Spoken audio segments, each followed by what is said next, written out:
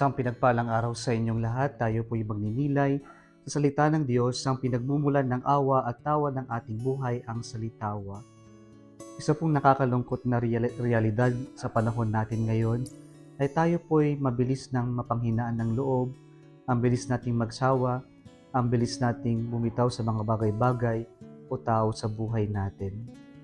Hindi natin lubos na mauunawaan yung lalaki sa ating ebanghelyo ngayon na paralitiko hanggat hindi natin naiintindihan o nararanasan kung gaano ba kahirap ang hindi makapaglakad ng ilang taon.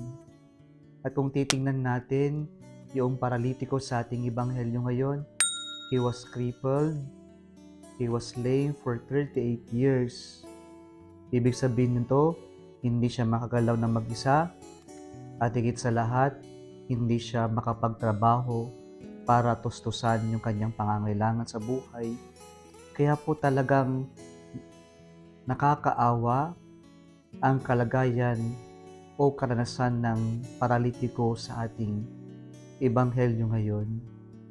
Napansin ni Jesus yung kanyang kagustuhan na mapagaling.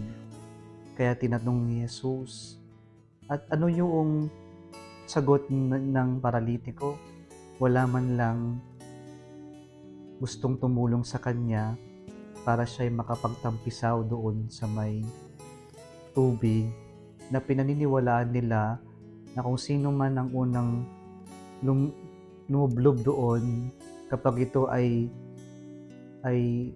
inihalo, sinistir ng anghel, ay gagaling sa kanyang kapansanan. Ngunit naramdaman ni Jesus yung kagustuhan nitong mapagaling. At ito ang ikatlong sign sa ebanghelyo ni San Juan, kanyang pinagaling ang paralitiko. At ano ba yung nakita ni Jesus sa kanya? Yung patient endurance, yung kakayanan niya na magtiis at maghintay para sa kanyang hinahangad sa buhay. Mga kapatid, sana po mapuno din tayo ng ganitong pag-uugali na mayroong pananalig at kagustuhang sumunod sa payo ng Diyos. 38 years siyang naghintay para lamang gumaling. At nung sinabi ni Jesus na tumayo siya, hindi siya nag-alinlangan. Sinunod niya kung ano ang bilin ng Diyos. Nating kakalimutan nito. Sa milagro ng buhay natin, kailangan natin ng pananalig at pagsunod sa Diyos. Na sana po sa kapag tayo dumaan sa mga hirap sa buhay, huwag tayo mapanghinaan ng loob o sumuko agad.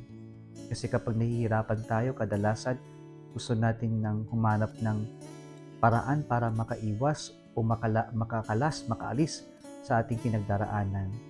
Pero gaya po ng paralitiko sa ating ebanghelyo, naghintay siya na mayroong pananalig sa Diyos, na may pag-asa na darating ang panahon na siya rin ay magagaling, siya rin makakatayo, makakabangon muli sa kanyang pinagdaraanan sa buhay. Nawa matuto rin tayong manalig, magkaroon ng pag-asa, at sumunod sa kagustuhan ng Diyos. Muli isang pinagpalang araw sa inyong lahat.